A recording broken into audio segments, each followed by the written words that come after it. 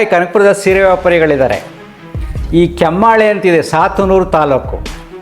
ಆ ನಿಯರೆಸ್ಟ್ ಏರಿಯಾದ ಕನಕಪುರದ ಸೀರೆ ವ್ಯಾಪಾರಿಗಳ ಕುತಂತ್ರ ಅಂತ. ಜ್ಞಾನದ ಅರಿವಾಗಬೇಕಾದ್ರೆ ತುಂಬ ಸಾಧನೆ ಬೇಕು.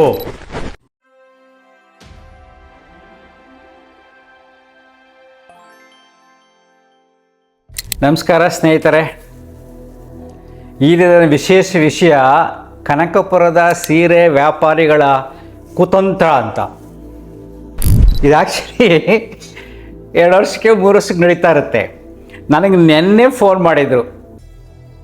ಯಾವುದಪ್ಪ ಈಗ ಟ್ರೆಂಡ್ ಅಂದರೆ, ಅಣ್ಣನ ಹೆಂಡತಿಯನ್ನು ಮನೆಗೆ ಕರೆದು ಅವರಿಗೆ ಅರಿಶಿನ ಕುಂಕುಮ ಎಲ್ಲ ಕೊಟ್ಟು ಒಳ್ಳೆ ಹೋಳಿಗೆ ಊಟ ಮಾಡಾಕಿ ಅವ್ರಿಗೆ ಸೀರೆ ಕೊಡಬೇಕು. ಏನು ಮಾಡ್ತಾರೆ ಗೊತ್ತಾ? ಈ ಕನಕಪುರದ ಸೀರೆ ವ್ಯಾಪಾರಿಗಳಿದ್ದಾರೆ. ಈ ಕೆಮ್ಮಾಳೆ ಅಂತಿದೆ, ಸಾತನೂರು ತಾಲೂಕು. ಆ ನಿಯರೆಸ್ಟ್ ಏರಿಯಾದಲ್ಲಿ ಒಂದಷ್ಟು ಜನ ಯಂಗ್ಸ್ಗಳಿಗೆ ಫ್ರೀಯಾಗಿ ಒಂದಷ್ಟು ಸೀರೆ ಕೊಟ್ಬಿಟ್ಟು ಗಿಮಿಕ್ ಮಾಡಿಬಿಡ್ತಾರೆ. ಅವರು ಹೋಗಿ ಅಲ್ಲಿ ಏನು ಮಾಡ್ತಾರೆ, ಹಿಂಗೆ ಸೀರೆ ಕೊಡಬೇಕಂತೆ ಶಾಸ್ತ್ರಿಗಳು ಹೇಳಿದ್ರು. ಮಾಡಿದ್ರೆ ತುಂಬ ಒಳ್ಳೆಯದಾಗುತ್ತಂತೆ, ಮನೆಗೆಲ್ಲ ಒಳ್ಳೆಯದಾಗುತ್ತಂತೆ ಅಂತ ಎಲ್ಲ ವಿಷಯನ ಸ್ಪ್ರೆಡ್ ಮಾಡ್ತಾರೆ. ಸ್ಪ್ರೆಡ್ ಮಾಡಿದಾಗ ಸುತ್ತಲೂ ಹಳ್ಳಿಯವರೆಲ್ಲರೂ ಕನಕಪುರಕ್ಕೆ ಬಂದು ಅಲ್ಲೆಲ್ಲ ಸೀರೆ ತೊಗೊಂಡು ಹೋಗ್ತಾ ಇರ್ತಾರೆ. ಒಳ್ಳೆ ಸೀರೆ ವ್ಯಾಪಾರ ಆಗುತ್ತೆ. ಈ ರೀತಿ ಪ್ರತಿ 2 ವರ್ಷ 3 ವರ್ಷಕ್ಕೊಮ್ಮೆ ಮಾಡ್ತಾರೆ. ಈಗ ನೆನ್ನೆ ಸ್ಟಾರ್ಟ್ ಮಾಡಿದ್ದಾರೆ.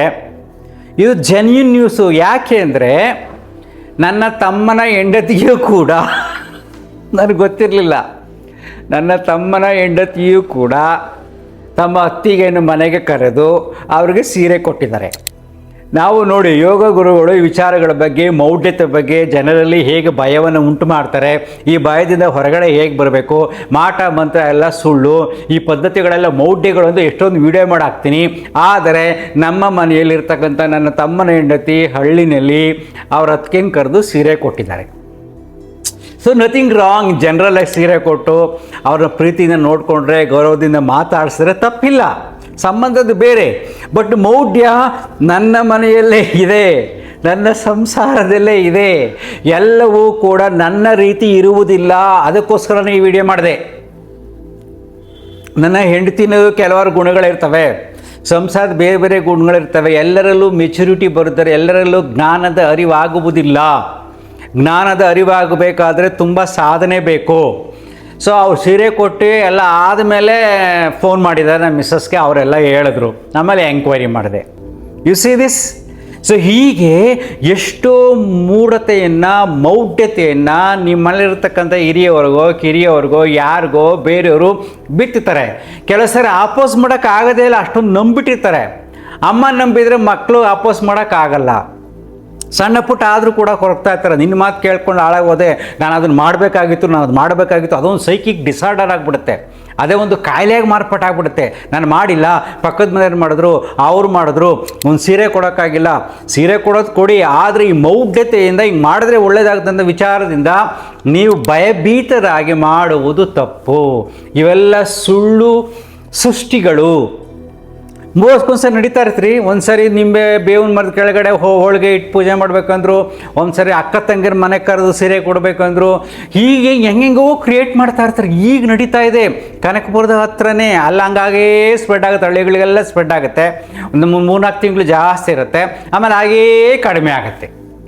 ಸಿ, ಇಷ್ಟೊಂದು ವಿಜ್ಞಾನ ಬೆಳೆದಿದ್ದರೂ ಅಜ್ಞಾನ ಮರೆಯಾಗುವುದಿಲ್ಲ.